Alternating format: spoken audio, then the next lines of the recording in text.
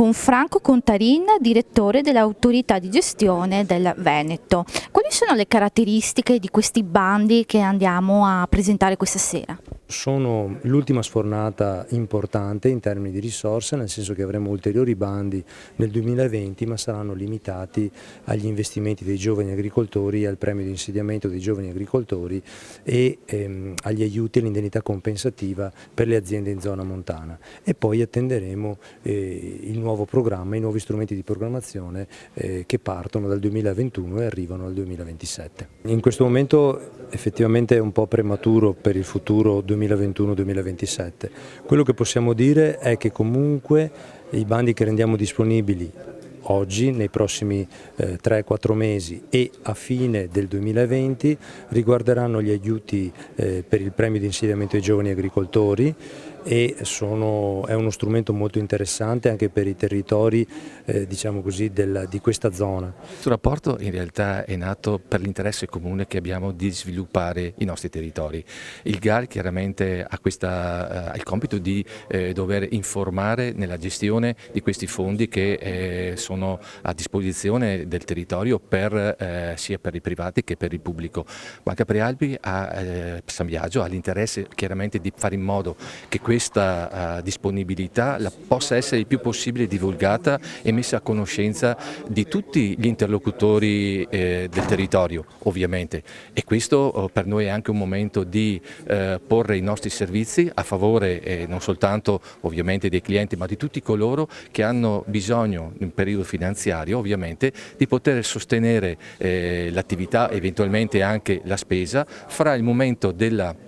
aggiudicazione del bando al momento in cui questo viene erogato. Quindi c'è questo momento di collante e di necessità finanziaria per cui il nostro istituto si pone chiaramente a disposizione degli interessati per poter chiaramente arrivare in fondo a quello che è un'opportunità, credo che sia molto molto importante. Oggi si parla di opportunità per il territorio, ma quali saranno le opportunità future? Allora, per quanto riguarda il GAL, il nostro territorio è sempre stato borderline e quindi dovremo capire se con i nuovi regolamenti comunitari rispetteremo ancora i parametri di aree rurali per poter essere riconosciuti dall'Unione Europea. Al di là di questo, comunque alla luce del recente riconoscimento UNESCO, avremo molto lavoro da fare per sviluppare l'accoglienza e lo sviluppo turistico del territorio, perché soprattutto nel territorio core e buffer zone non potranno essere realizzati nuovi alberghi e quindi dovremmo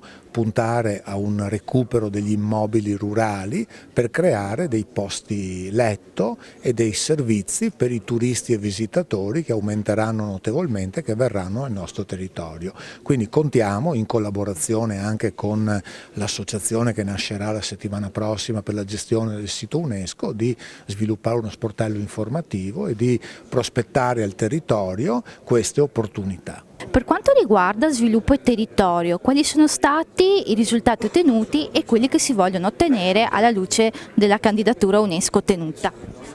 I risultati sono stati ottimi, i finanziamenti del piano di sviluppo per l'agricoltura ha ottenuto degli ottimi obiettivi, credo i migliori in Italia. Abbiamo sostenuto imprese nell'innovazione, negli interventi green, abbiamo sostenuto nuovi e giovani imprenditori, quindi un risultato che ci vede proprio ai vertici della funzionalità dei finanziamenti sotto tutti questi tipi di aspetti. Chiaramente questa sera noi dobbiamo complimentarci con il GAL dell'Alta Marca,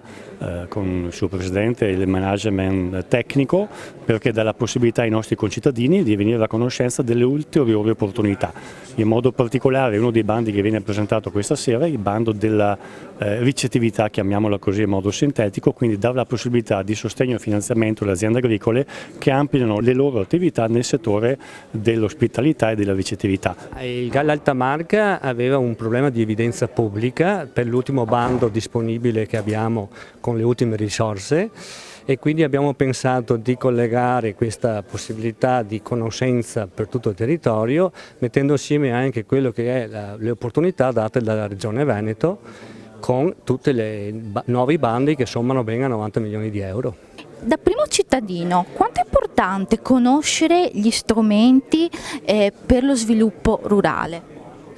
Ringrazio Banca Prealpi che ci ospita, ringrazio il GAL per aver scelto questa location qui a Tarso, ma proprio per aver anche scelto di girare il territorio. So che c'è un altro appuntamento a Pederobba, proprio per far conoscere quelli che sono i nuovi strumenti, i nuovi finanziamenti per quanto riguarda il settore primario, e quindi questo far conoscere alle aziende, al territorio, alla gente interessata quelle che sono le nuove opportunità per il settore, appunto, che dicevamo prima, primario, penso sia una cosa fondamentale, visto anche questo che è il nostro territorio, un territorio sotto la lente di ingrandimento dopo